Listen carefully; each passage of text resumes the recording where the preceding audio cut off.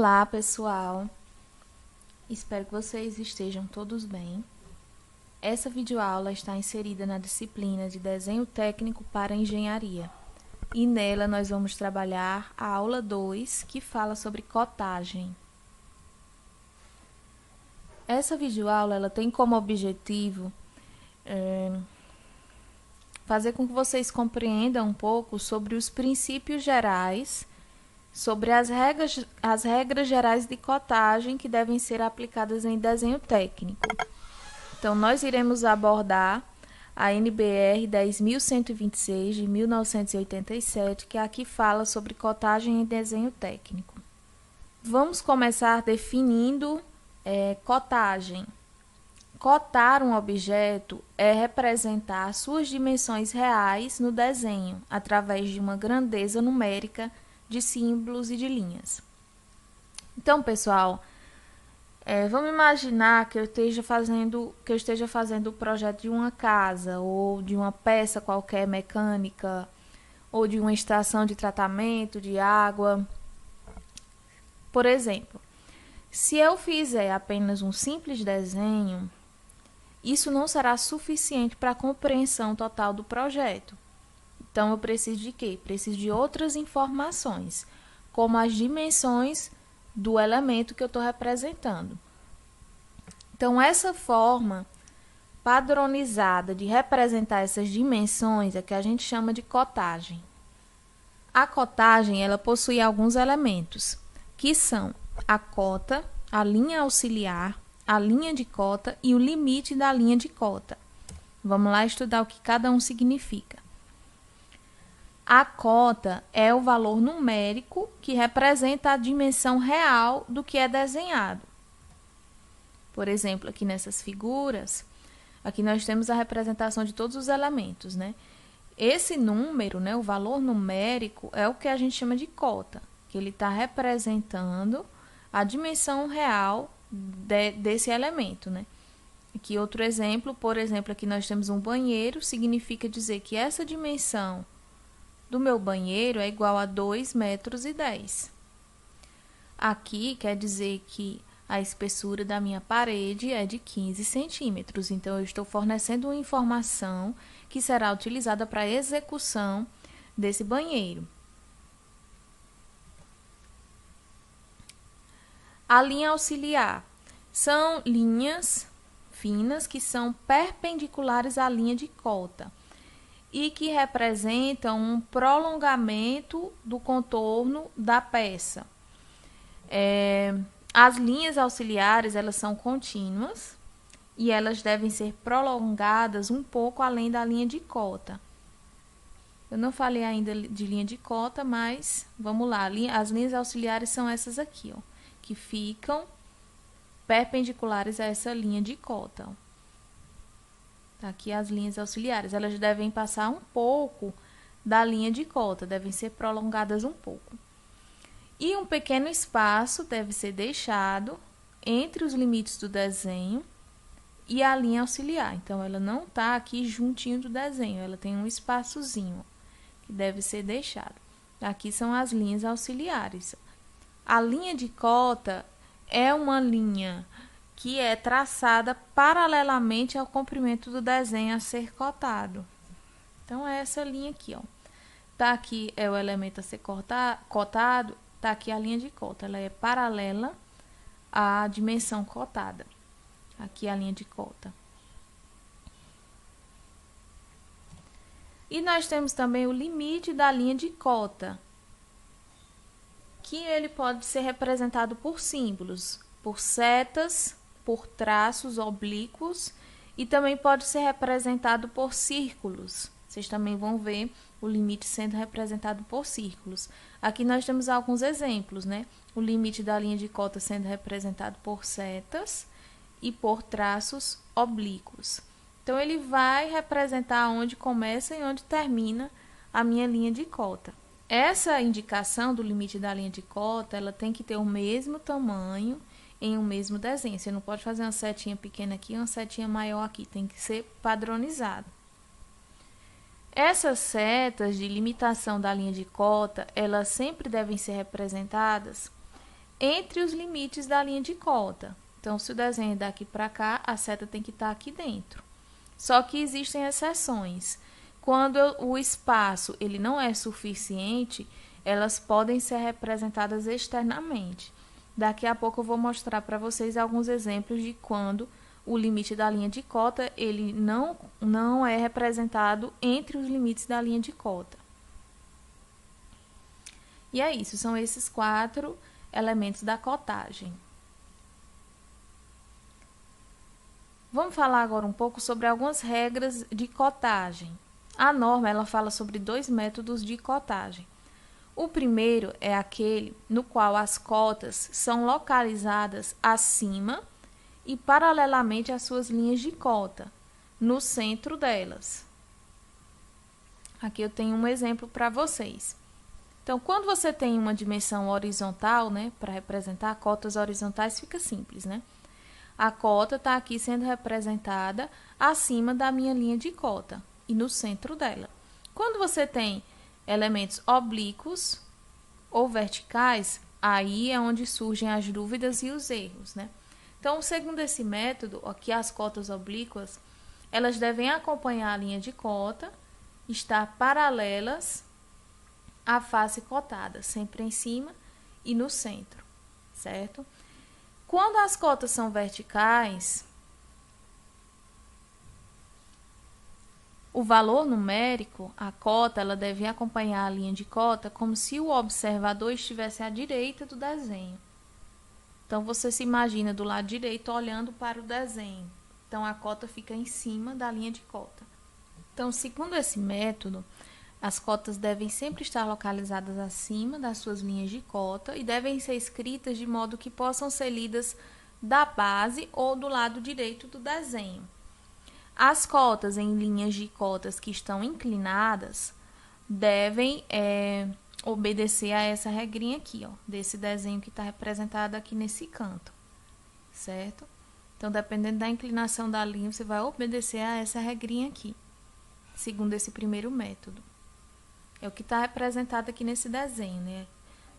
A cotagem de linhas oblíquas e de linhas horizontais e verticais. O segundo método, ele diz que as cotas são lidas na direção da base da folha de papel. As linhas de cota, elas são interrompidas e a cota ela fica inscrita aí no meio da linha de cota, segundo esse desenho. Então, você tem aqui que sempre as cotas estão na horizontal. Independente se a linha cotada ela é horizontal, ela é vertical ou ela é inclinada. E estão aqui inscritas no meio da linha de cota. Vamos falar sobre algumas outras regrinhas que a norma traz.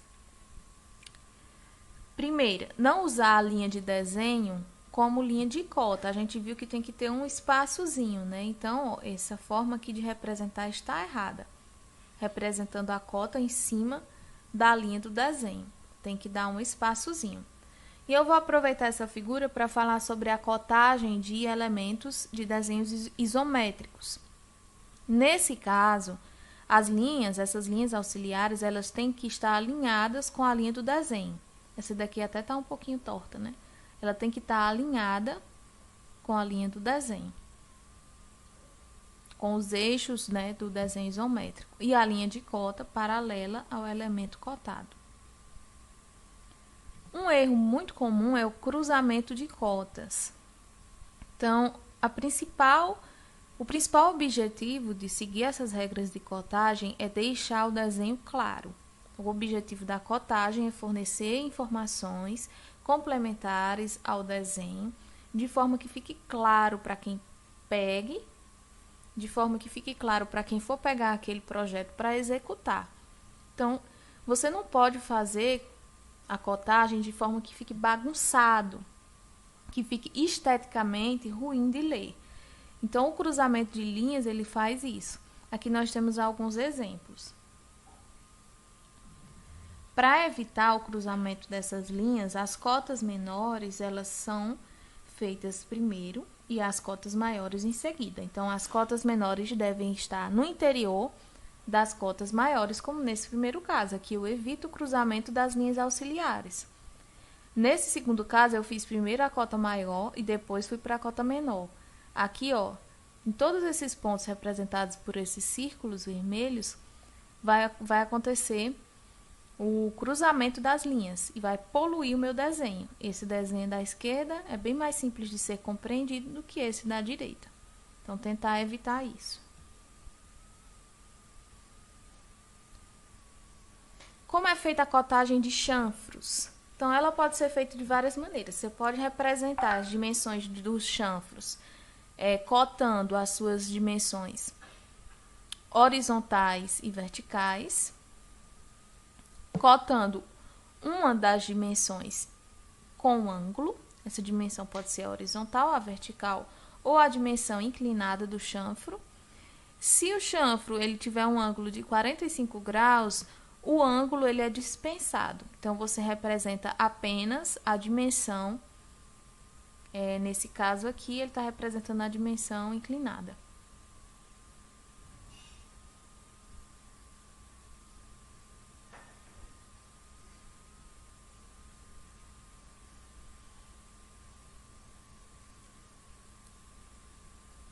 Vamos falar agora sobre a disposição de cotas em série ou em paralelo.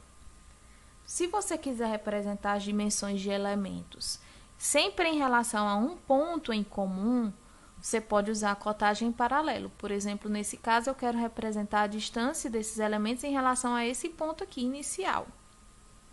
Então, eu estou cotando aqui em paralelo. Sempre a minha dimensão vai ter como referência esse ponto inicial. É sempre interessante cotar, fazer a cotagem no final, a cota total, né, da dimensão total do desenho. Se você quiser representar as dimensões de cada trecho, você usa a cotagem em série, que é representada nessa figura. Então, aqui eu estou representando a cotagem de cada trecho. E é interessante que na cotagem em série, as cotas elas estejam alinhadas, certo? Alinhadas da maneira que estão aqui. Você não pode pegar esse 8 e colocar aqui embaixo, esse 14 mais em cima, esse 12 mais embaixo. Então, tem que deixar elas alinhadas. E na definição de qual estilo de cota usar, você tem que sempre colocar como objetivo a clareza, né? E o objetivo que você quer representar com seu projeto. Quais são as principais cotas que vão ajudar na execução de determinado projeto. E nunca colocar cotas a mais. Sempre apenas as cotas que são suficientes para a execução de um determinado projeto. Se determinado elemento já está cotado de alguma maneira, evitar cotar 2 vezes o mesmo elemento. Como é feita a cotagem de raios? Então, na cotagem de raios, somente uma seta da limitação da linha de cota ela é utilizada e a linha de cota ela deve passar pelo centro do círculo. Aqui nesse caso, eu só estou usando uma seta, tá? Aí, os símbolos, eles são também bastante utilizados para cotagem. Nesse caso, o símbolo de raio é o R. Os símbolos eles podem ser utilizados para identificação de formas e para melhorar a interpretação do desenho. Aqui nós temos 2 exemplos. O símbolo R, que é representando o raio, e aqui o símbolo de diâmetro. A cota ela pode estar, como a gente já falou anteriormente, né? Dentro dos limites da linha de cota ou externamente aos limites da linha de cota, dependendo aí do espaço que você tem disponível. A cotagem de ângulos. Nesse caso, a linha de cota que é utilizada para a cotagem de ângulos é traçada em arco. Tá? Então, veja que as linhas de cotas elas não são retas, elas são traçadas em formato de arco, cujo centro desse arco está no vértice do ângulo. E a representação da cota ela pode ser feita de 2 formas, também seguindo aqueles 2 métodos de representação. Nesse primeiro caso aqui, ó, é aquele segundo método que eu falei, né? As cotas elas estão sempre na mesma direção, sempre na horizontal, independente, né, da posição do elemento cotado, nesse caso do ângulo. No outro método, a cota ela está sempre acima e alinhada com a linha de cota. Nesse caso, a cota deve obedecer a essa figura, que é aquele primeiro método, certo? Então, vai depender aí da posição do ângulo, a cota sempre tem que estar acima da minha linha de cota. Está representado aqui alguns exemplos, né? Vamos falar um pouco sobre a cotagem em espaços reduzidos, que eu citei anteriormente. Nesse caso, quando você tem um espaço muito pequeno e você não consegue obedecer aos critérios que eu falei anteriormente, você pode modificar tanto a localização da cota quanto a localização da indicação dos limites da linha de cota, ou seja, das setinhas. A cota ela pode estar localizada sobre um prolongamento da linha de cota, aqui um exemplo disso. Sobre um prolongamento horizontal da linha de cota, aqui você tem um exemplo, né? A cota não cabia aqui, ela prolongou de forma horizontal a linha de cota. Quando o espaço ele for limitado. Uma coisa que cabe falar aqui também, nesse desenho, vocês estão vendo que eu tenho duas formas de indicar os limites da linha de cota. Eu tenho a setinha e tenho o traço oblíquo. A norma diz que somente uma forma de indicação dos limites deve ser usada em um mesmo desenho, exceto nesse caso, quando o espaço for muito pequeno e você perceber que existe a necessidade de outra forma de indicação. Nesse caso, o espaço era muito pequeno, então ele usou um traço oblíquo aqui no centro, e aqui do lado ele usou a setinha e prolongou a linha de cota para conseguir representar a cota. É isso, pessoal. Esses são os principais pontos da norma sobre cotagem. Essas regrinhas vão auxiliar a gente nos próximos exercícios. Nessa videoaula, nós aprendemos sobre cotagem e desenho técnico. Até a próxima videoaula.